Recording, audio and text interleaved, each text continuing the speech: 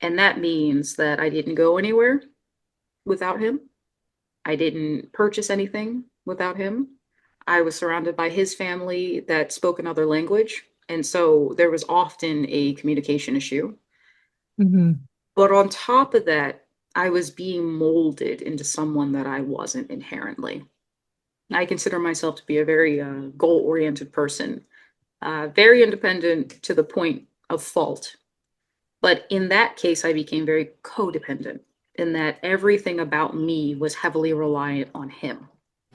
What's up, you beautiful beasts? I'm Katie, and I'm on a mission to help people become their favorite versions of themselves and build whole human health by healing their relationship with food and movement, healing their relationship with their body, and most importantly, healing their relationship with themselves. And we are doing that without obsessing over a number on a scale. I've had the honor of talking with all kinds of incredible humans who have lived through all kinds of experiences because that's part of being a human. Life is messy, painful, beautiful, complicated, and transformative, and sometimes all at once. I wholeheartedly believe that every time someone shares their story, somebody listening will take something from it. Maybe they'll feel seen, maybe they'll feel inspired, maybe they'll learn something that shifts the way they see themselves, their life, their health, or what healing can look like. This podcast tells the stories of humans healing, growing, rebuilding self-trust, and unveiling their beautiful beast. Keep listening. This is the Unveiling the Beast podcast.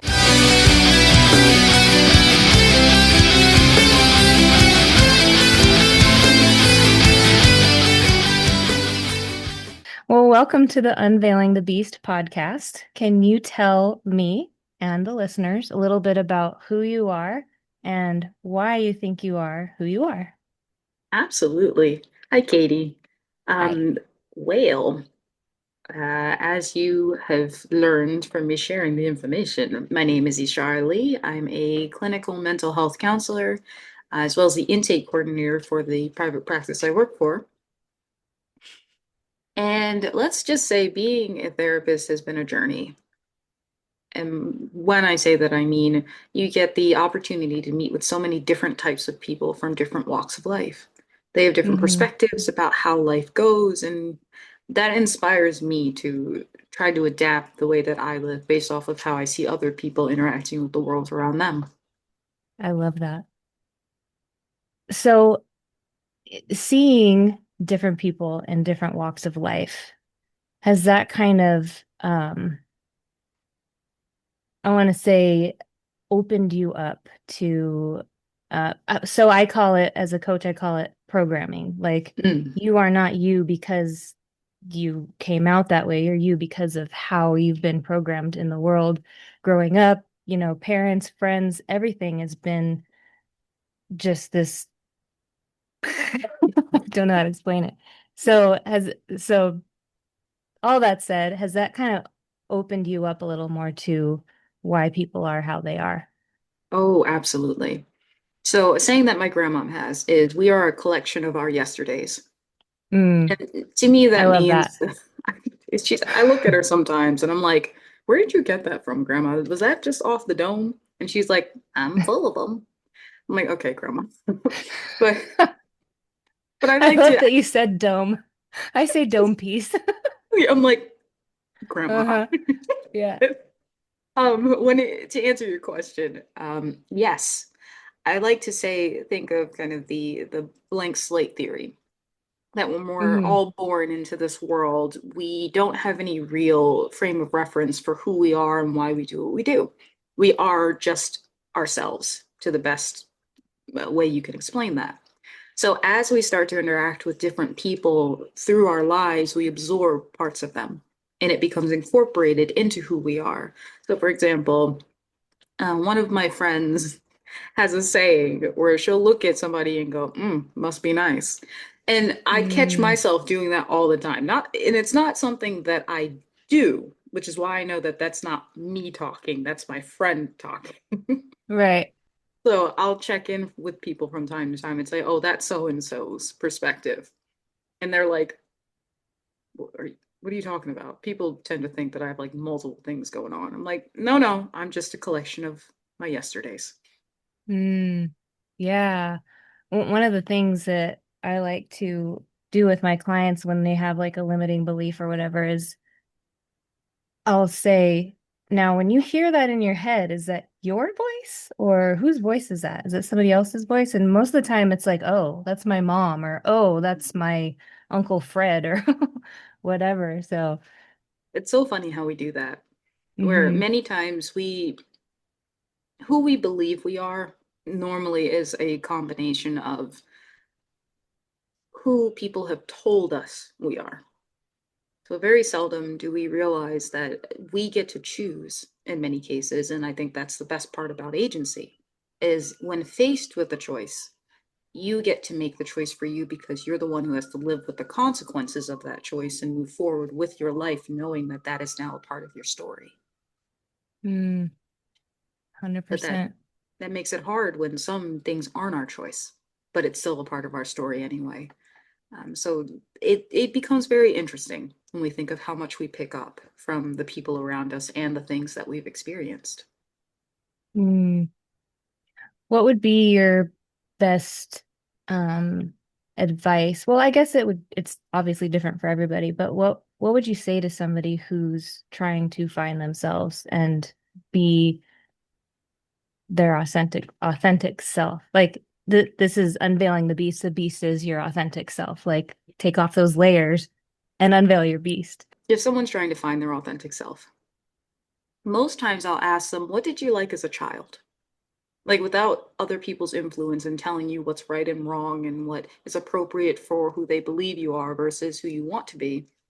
What did you like when you were little? What brought you joy? What made you happy, sad?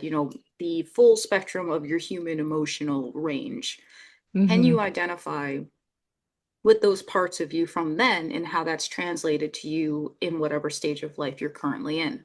How has that changed? And why? What was the circumstances surrounding why you've shifted away from that? And most times it's experiences, it's wanting to be accepted and connect with others. And so you modify who you are and what you like so that you can closely align with people. But we know how detrimental that can be in the long run because you lose who you are in favor of how Mm-hmm. people have built you. And a lot of adulthood is dismantling the beliefs about who you think you are to become who you actually are. Mm. This might be a dumb question, but do you do a lot of inner child work? Oh, yeah. Oh, yeah. Yeah. Heart's work is my jam. Yeah. I want to show you something. Ooh. This is 5-year-old Katie. Oh, She stays with me on my oh, desk. she's precious. I like I little know. 5-year-old And it's Katie. funny because she's wearing all black. So that's a part of you that you've kept. Yes. I Yeah. like that. So But oh, sorry, go ahead. go ahead. No, I gush whenever I see people that connect with their little self because I'm a firm believer that big humans, big adults are just little kids piloting meat mechs. Yeah. Like a lot of our little Yeah. self comes out when we least expect it, and many times we're wearing an adult mask at the best of times. Yeah. And I've said this probably 100 times in podcast episodes, so listeners might be getting tired of it, but I don't care. I'm in this phase of life where I keep her here because I'm striving to be the person that she needed growing up. Hmm. And I think that's if everybody can try to do that, you know. I'm not saying everybody has a crappy childhood or whatever, but you know, the kid needs you. They're still in there. Oh my goodness, yes. Yeah. Yeah, that part of us. Have you seen those jokes on social media where they're saying, okay, I finally honored the little kid in me, the sad kid in me. Now I gotta tackle the angry teenager. I haven't seen that.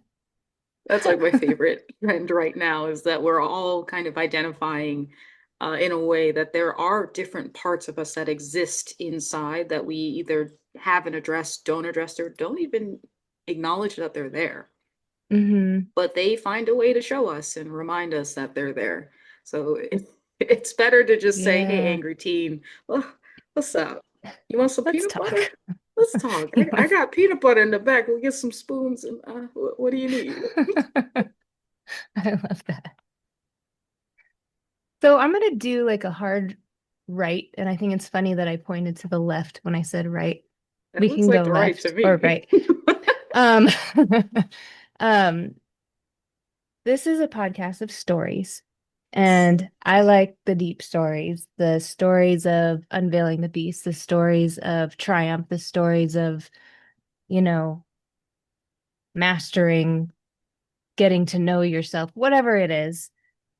Do you have do you have a story like that? We all have stories like that, but are you open and willing to share one or more or all of the stories so that somebody listening to this might go, huh, I'm not alone.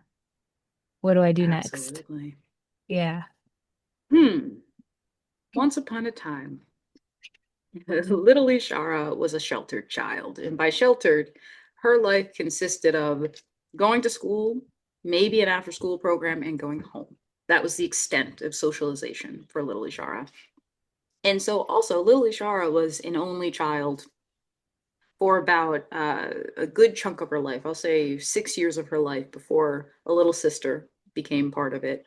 She found out that she had a half brother from her father's side. Um, Mm. and other siblings were rolled into the mix as time went on.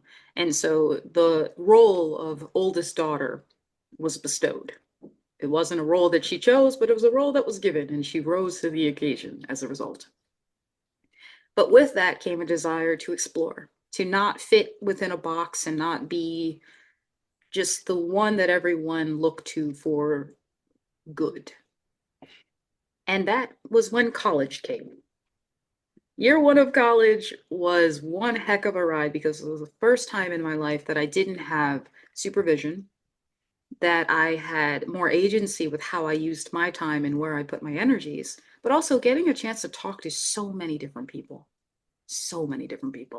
from different cultures and different backgrounds and even different ages, creeds, and belief systems. And that was a big hit. That's also where I got my first boyfriend. And, when it's your first time, I went to an all girls high school. So that was my Hmm. first kind of co ed experience after 4 years of being immersed with a single gender. Okay. And so all of the hormones, all of the experiences, all of the wanting to get out and be like, yay, I'm an independent person now.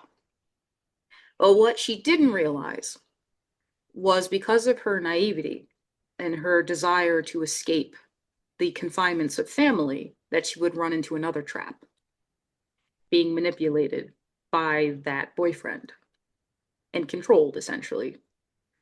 So we dated for about 2.5 years at college and spent a lot of time together, a lot of time, to the point where when they graduated from college ahead of me, there was a lot of influence for me to be with them more. And so there comes a time where I actually moved in to their parents' house without my family knowing and stayed with him for about a year or so under his roof. But because I was technically hiding from my parents because I didn't want them to know, I was at his mercy. And that means that I didn't go anywhere without him. I didn't purchase anything without him. I was surrounded by his family that spoke another language. And so there was often a communication issue. Hmm. But on top of that, I was being molded into someone that I wasn't inherently. I consider myself to be a very goal oriented person, very independent to the point of fault. But in that case, I became very codependent in that everything about me was heavily reliant on him. Even how I saw myself. If he didn't think I looked pretty that day, then I felt like I wasn't pretty. And that was a trend that continued throughout our relationship time. There was a lot of stifling of who I actually was to fit a box and a mold. And on top of that, I wasn't allowed any other freedoms because I was hiding. So when he convinced me to transfer to the main campus of our university for my last half of my degree, it was a sad departure for me, but I realized it was something that needed to happen But lo and behold, 2 days before Valentine's Day, I receive a phone call from him saying, "Yeah, this isn't working. We should just be friends." This is a person that I'd spent 2.5 years of my life with, and we had every intention of going further when I graduated. And after that phone call, my life fell apart. I didn't know who I was anymore. And I was at a campus where we had mutual friends, but no one I felt close enough to tell them about what was happening. On top of that, he also asked me not to tell anyone that we were broken up. Mm, So I'm falling apart inside, but I have to do it quietly and silently and not let anybody else know about the depth of pain that I was experiencing at the time and the loss of who I was.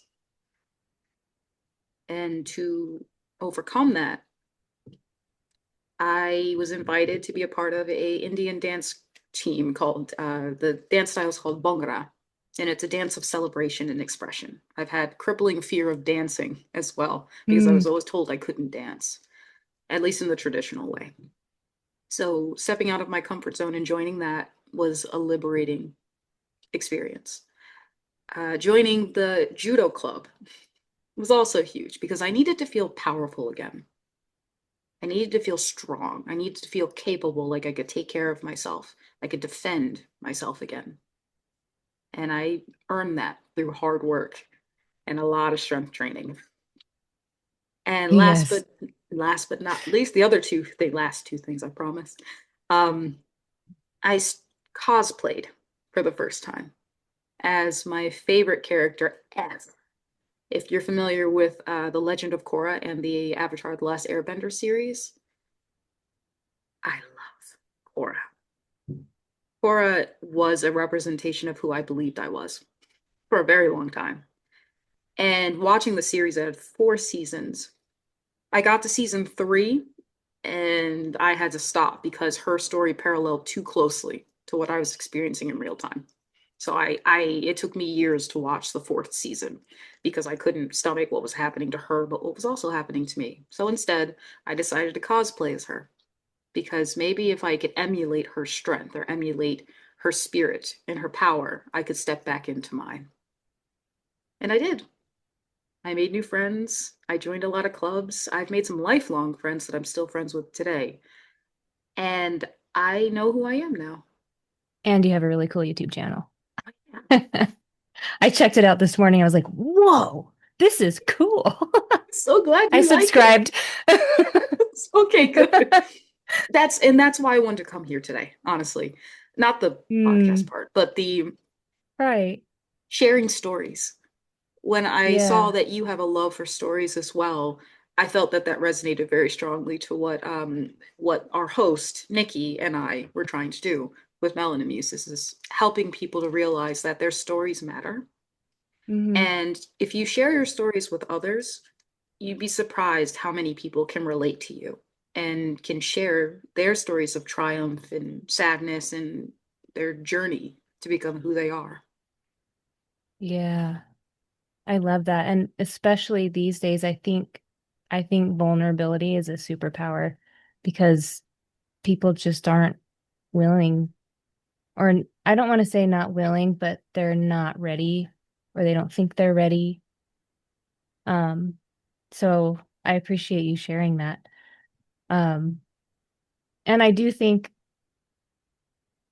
even when it feels like nobody's watching us, somebody's watching, even if they never tell you that they exist. We're changing lives. I like to think so. You know, Yeah. even if it's just like one piece of something that one guest said one time on this one show, you know, it's stuck with somebody. So Yeah, that's why I keep that's why I keep doing this. Yeah. So thank you for sharing that. absolutely. Thank you for Um, asking. one thing that stuck out for me that I kind of want to rewind and ask you about is Mm, you said after the breakup, he requested that you didn't tell anyone that you broke up. hmm So what went ding ding ding in my head was, oh, he's still controlling her even after they're broken up. hmm How did that how did you get through that piece of it? Well, funny enough, I needed other people to help me. Hmm. Because one thing I have learned about myself is that I have a very strong sense of loyalty. If I align myself with someone, it's either because A, they've earned it, or B, I feel a strong connection and kinship to them. And I want to honor that to the best of my ability. So at the time, being asked not to tell that we were broken up or no longer together, to me felt like my last attempt at maintaining loyalty to this person. It took me many years to realize that, like you were saying, that's more of a manipulation tactic on their part than it is Hmm. loyalty. But that's something I had to learn with the help of others. My roommate at the time helped me with that because she witnessed, she was the closest person to me at the time. So she got a chance to witness the late night crying spells, Hmm. the listlessness, and the autopilot of going to class and then coming back and then going to class and coming back and not really having much else going on in life. I defaulted to what I was good at, which is school, to help reclaim that. But she actually talked to me and asked, like, hey, I've noticed that this has been happening. What's going on? I was very reluctant to share at the time because I thought I'd be betraying the promise that I made if I did. But it was to the point where I couldn't hold it anymore. So I had to tell Mm. someone, and why not the person that I'm sharing the space with? So after talking with her and spending time with her, I developed the courage to tell other people too. The mutual friends that we had at that campus at the time eventually figured it out themselves because they noticed the changes and the differences that were happening, but also witnessed me, and they're like, "Yeah, you're moving different. There's something going on, and we just don't know what it is." And eventually, I did tell them too, through a lot of heartbreak and just falling apart all over again, having to relive it. Yeah. Um, but it did help. The more people I reached out to, the more communities I joined, the more socialization I got to help me get out of that shell, to get out of that self isolation that I was keeping myself in, the easier it became to tell my story. And the easier it became to realize that there's more to life than what I'm experiencing right now. Mm. Was there was there a fear there other than I'm going to be breaking my loyalty? Was there, yeah, Oh, yeah. Oh, my I sensed gosh. it. Oh, my gosh. I thought that people would look at me as a failure. Mm. I thought that people would point fingers at me and say, well, it's your fault. I thought that people would shame me for not being able to juggle being a student and having a long distance relationship at the time. And because people knew that person, he had a very different presentation in front of them than he did with me. So it was his word against mine consistently. And that hanging over me was one of the biggest alternative factors to sharing my story, is no one would believe me because they know him from a certain perspective, but they don't know me. Mm. That makes sense. If there is a takeaway from your story that you want people to bring with them, what would it be? There's a saying that I learned at one of the groups that I joined. It's called, the group was called Leadership. And it was a retreat that you had to be selected for a week, where you go to a cabin with a bunch of other members, and then you did a bunch of team building activities that were leadership based and community based. And one of the sayings from that time there that stood out to me was, maintain a healthy disregard for the impossible. Mm. That has stuck with me all up until now, because for me, a different life was impossible. Growing beyond that point was impossible. I didn't see a future because, as far as I was concerned, I didn't have one. It was impossible. Hmm. But I learned very quickly that sometimes you have to disregard, a healthy disregard. Now, we're not trying to be delulu out here, but Right. healthy disregard for the impossible. can help put into perspective that you get to shape how your story is written if you're brave enough to try. I want to like do a mic drop, but I have a remote instead. There we go. Well, Absolutely. I have one more question for you, and you may have already answered it just now, but it Mm. kind of a little deeper, and the email words it differently. I keep forgetting to change the email, but I say it differently now. If everybody in the entire world stopped what they were doing and looked at you and said, Ishara, please give me some advice, what would you say? Well, first I would say shenanigans. But secondly, I would say be curious.